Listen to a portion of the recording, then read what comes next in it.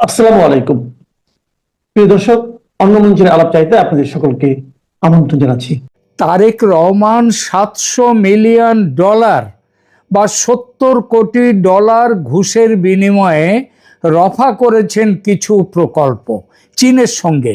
কোন কোন প্রকল্প? লালমনিরহাট বিমানবন্দর আধুনিকীকরণ, তিস্তা বাঁধ মহাপ্রকল্প, মংলা এসইজেড, যুদ্ধ বিমান ক্রয় ইত্যাদি। কবে হয়েছে এই রফা? সম্প্রতি চীন সফরে গিয়ে। ঘুষের টাকা দেয়া নেওয়া হয়েছে কি? আগে হ্যাঁ, এত বড় চুক্তি এমওইউ স্বাক্ষর হলো কোনো অগ্রিম পেমেন্ট ছাড়া? আরে একটু বউনি তো করতে হয়, আর বউনি ছাড়া কি কোনো কাজ হয়? এমন খবর কিন্তু খুব গোপনে হলেও উড়ছে বাতাসে। বিশ্বাস করবেন কিনা আপনার ব্যাপার। বিশ্বাসে মিলায় বস্তু, তর্কে বহুদূর। সত্যি বলতে কি আমিও প্রথমটায় বিশ্বাস করিনি। পাল্টা প্রশ্ন করেছিলাম, প্রমাণ কোথায়? উত্তর পেয়েছিলাম প্রমাণ বাংলাদেশের ইতিহাসে, প্রমাণ তারেক রহমানের পুরনো রেকর্ডে। অতঃপর খুঁজতে হলো বাংলাদেশের ইতিহাস, খুঁজতে হলো তারেক রহমানের রেকর্ড। বলছি সে কথা। বাংলাদেশের শাসকের বিরুদ্ধে ঘুষ নেওয়া ও আর্থিক দুর্নীতির অভিযোগ নতুন নয়। বঙ্গবন্ধু নমস্য ব্যক্তি, তার বিরুদ্ধে ঘুষের অভিযোগ ওঠার প্রশ্নই ছিল না। জিয়াউর রহমান সম্পর্কে অনেকে একথা সে কথা বলে বটে, তবে আর্থিক দুর্নীতি বা ঘুষ খাওয়ার স্পষ্ট কোনো অভিযোগ বা মামলা নেই জিয়াউর রহমানের বিরুদ্ধে। কিন্তু তারপর থেকে ঘুষ দুর্নীতির অভিযোগ থেকে মুক্ত এমন কোনো শাসক নেই বাংলাদেশে। খেয়াল করবেন, আমি কিন্তু চূড়ান্ত রায় দিইনি, শুধু বলেছি অভিযোগ।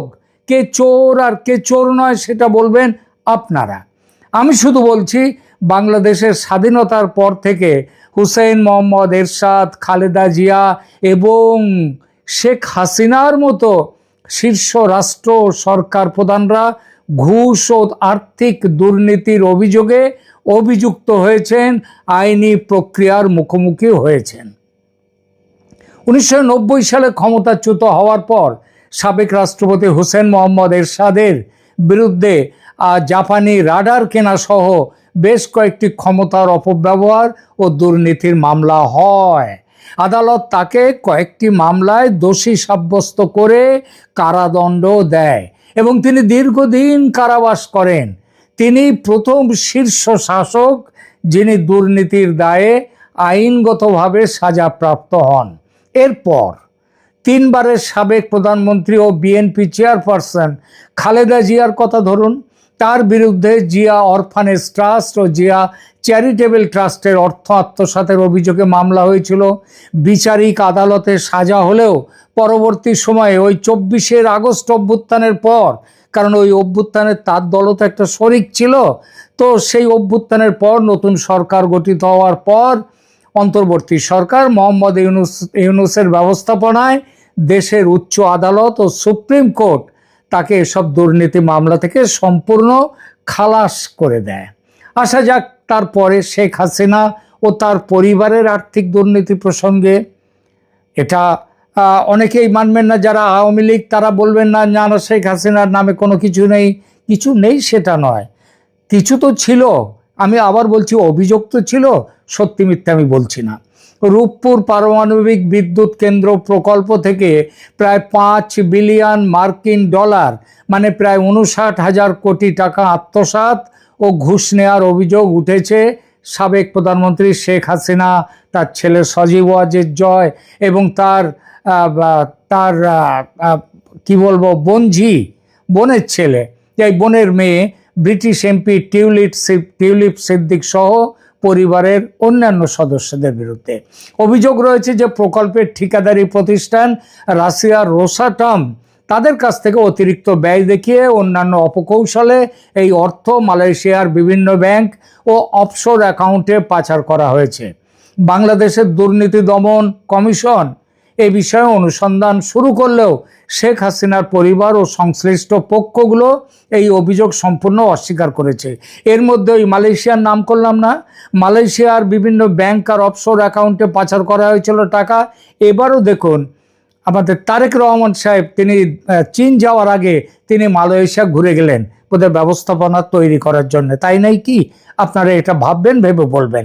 যাই হোক, বাংলাদেশের দুর্নীতি দমন কমিশন এ বিষয়ে অনুসন্ধান করলেও শেখ হাসিনার পরিবার ও সংশ্লিষ্ট পক্ষগুলো এটা অস্বীকার করেছে।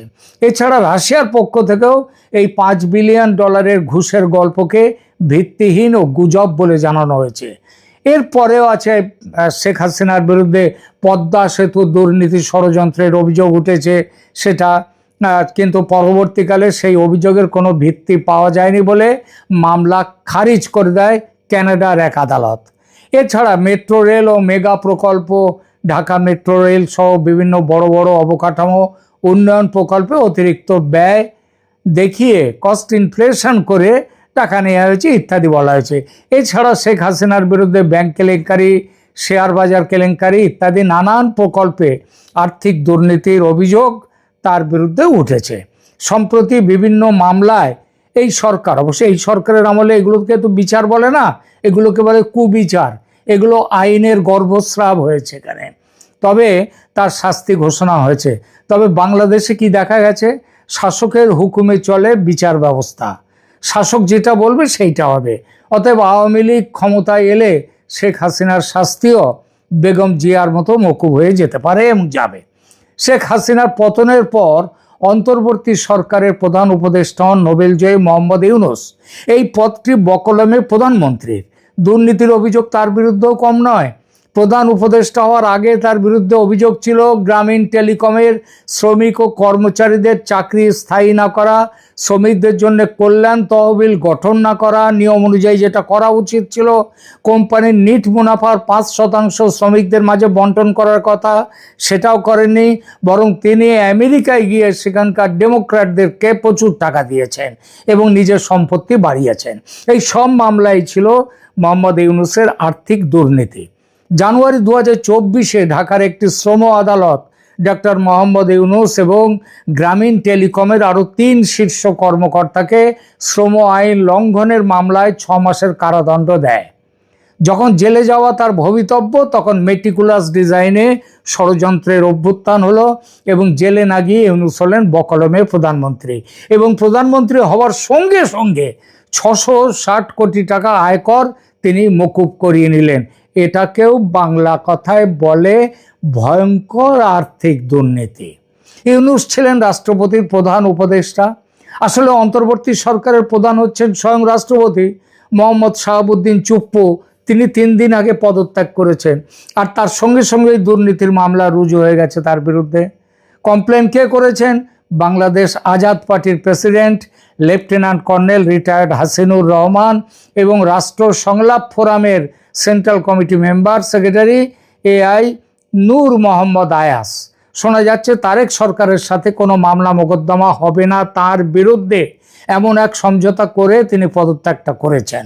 এবার আসুন একেবারে বর্তমান প্রধানমন্ত্রী জনাব তারেক জিয়া 2001 থেকে 2006 সাল পর্যন্ত বিএনপি জামাত জোট সরকারের আমলে ঢাকার বনানীতে তারেক রহমানের যে রাজনৈতিক কার্যালয় ছিল হাওয়া ভবন, সেটা ছিল ক্ষমতার সমান্তরাল কেন্দ্র এবং ব্যাপক দুর্নীতির আঁতুড়ঘর হিসেবে শুধু দেশে নয় দেশ বিদেশ সর্বত্র পরিচিত হয়েছিল।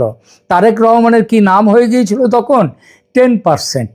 মানে যে চুক্তি হোক না কেন, যে অর্ডার হোক না কেন, তার 10% তাকে দিতে হবে।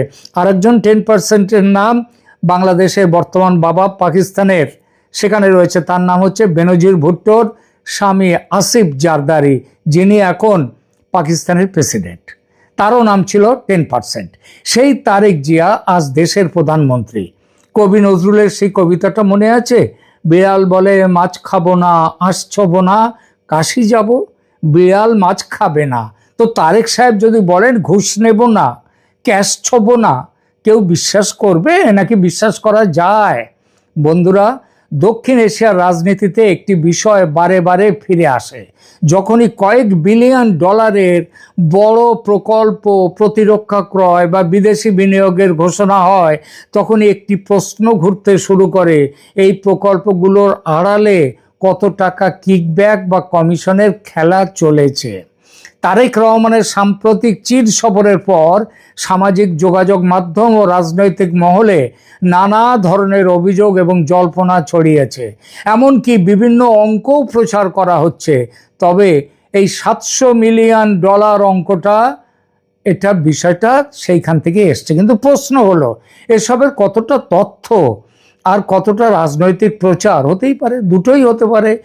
কোনো এটাও সত্যি হতে পারে, ওটাও সত্যি হতে পারে। আজকের আলোচনায় আমরা কোনো ব্যক্তির বিরুদ্ধে অপ্রমাণিত অভিযোগকে সত্য বলে ধরবো না, বরং দেখব কেন এমন অভিযোগ ওঠে, কিভাবে সেগুলো যাচাই করা হয় এবং আন্তর্জাতিক কূটনীতিতে এগুলোর গুরুত্ব কতটা। প্রথমে দেখি কি ঘটেছে। চীনে বাংলাদেশের প্রধানমন্ত্রী গেলেন সাম্প্রতিক সফরে এবং অনেকগুলো সমঝোতা স্মারক, যেটাকে মেমোরান্ডাম অফ আন্ডারস্ট্যান্ডিং বলা হয়, সেই মৌ স্বাক্ষর করলেন। বিনিয়োগ, অবকাঠামো সহযোগিতার ঘোষণাও হলো।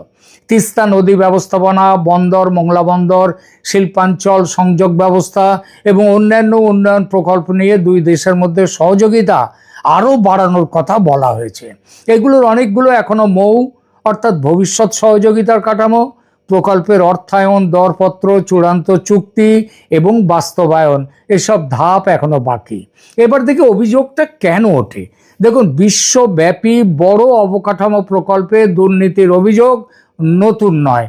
লাতিন আমেরিকায় ওডেব্রেক্ট কেলেঙ্কারি আমরা জানি, আফ্রিকার বিভিন্ন অবকাঠামো প্রকল্প, মালয়েশিয়ার 1MDB, এসব ঘটনায় দেখা গেছে। কিছু ক্ষেত্রে বড় প্রকল্পের সঙ্গে অবৈধ কমিশন বা রাজনৈতিক প্রভাবের অভিযোগও সত্য বলে প্রমাণিত হয়েছে। এই ইতিহাসের কারণে যখনই বহু বিলিয়ন ডলারের প্রকল্প ঘোষণা হয়, তখন সাংবাদিক, বিরোধী দল, সুশীল সমাজ এবং আন্তর্জাতিক সংস্থাগুলো স্বাভাবিকভাবেই প্রশ্ন তোলে। আর দেশটার নাম যেহেতু বাংলাদেশ, তাই সন্দেহ স্বাভাবিক। আবার যেহেতু তারেকের সঙ্গে এই লেনদেনের আরেক প্রান্তে আছে চীন, তাই সন্দেহটা আরও জোরদার। কারণ চীনের বিরুদ্ধে পৃথিবীর বিভিন্ন দেশে শাসকদের ঘুষ দিয়ে প্রভাব বাড়াবার, প্রকল্প হাতাওয়ার অভিযোগ আগে বহুবার উঠেছে। চীনা রাষ্ট্রায়ত্ত কোম্পানি বা চীনা প্রতিষ্ঠানের বিরুদ্ধে বিভিন্ন দেশে ঘুষ, দুর্নীতি, অস্বচ্ছ দরপত্র বা প্রভাব খাটানোর অভিযোগ বহুবার উঠেছে।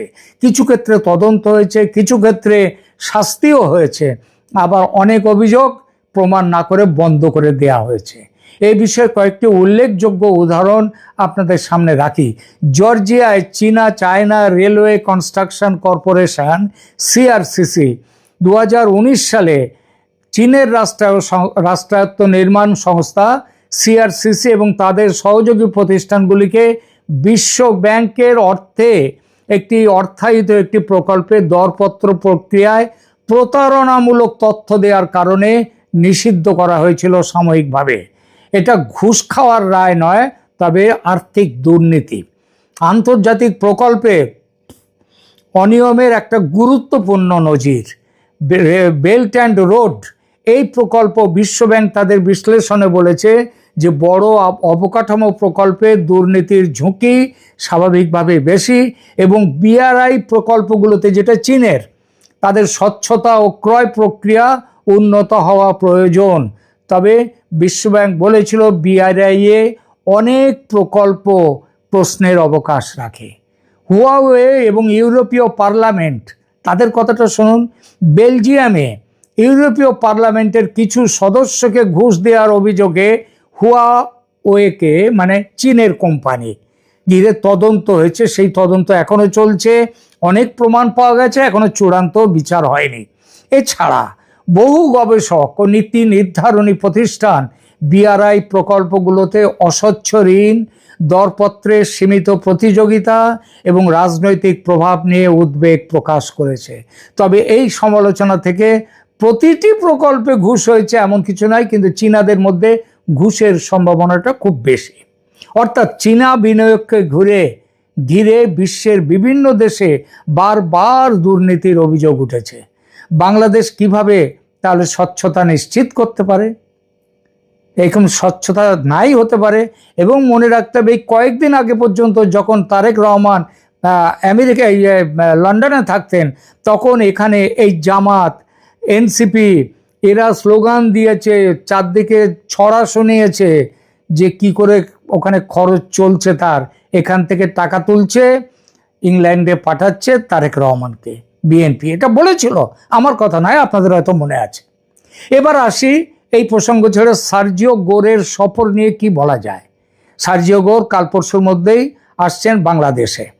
মার্কিন দূত সার্জিও গোর বাংলাদেশে আসছেন এই সব অভিযোগগুলো খতিয়ে দেখতে, চীনের সাথে কি ধরনের সম্পর্ক করেছে, কি ধরনের চুক্তি করেছে, এই চুক্তির আগা পাঁচতলা সব দেখবার জন্য আসছে। কিন্তু এবং এই দাবি কিন্তু অনেক জায়গা থেকে উঠছে। যারা জানা গেছে তা হলো সার্জিও গোর তো পরিষ্কারভাবে বলেননি যে তিনি কি করতে আসছেন। 3 দিন থাকবেন, 3 দিন থাকবেন এবং 3 দিন তিনি কি করবেন তার আলোচ্য সূচিতে রয়েছে আঞ্চলিক নিরাপত্তা, অর্থনৈতিক সহযোগিতা, রোহিঙ্গা সংকট এবং বৃহত্তর কৌশলগত সম্পর্ক। এগুলো প্রকাশ্য, কিন্তু অপ্রকাশ্য অনেক কিছু আছে, সেটা আমাদের মাথায় রাখতে হবে। বড় প্রকল্পে দুর্নীতি হয় না এ কথা ইতিহাস কখনো বলে না। সঠিক অবস্থান হলো দুর্নীতি হওয়ার প্রচুর সম্ভাবনা এবং হতেও পারে। বন্ধুরা, গণতন্ত্রের প্রশ্ন তোলা জরুরি। তারেক রহমানের ব্যাপার নিয়ে আজকে প্রশ্ন কিন্তু উঠে গেছে। $700 মিলিয়ন, অঙ্কটা খুব কম নয়। এই অভিযোগ পরে প্রমাণ হবে, কিন্তু দেশটার নাম যেহেতু বাংলাদেশ, তাই শেষ পর্যন্ত বিচার কোথায় গিয়ে শেষ হবে, কার কথায় বিচার কোথায় দাঁড়িয়ে যাবে, এটা কেউ বলতে পারে না।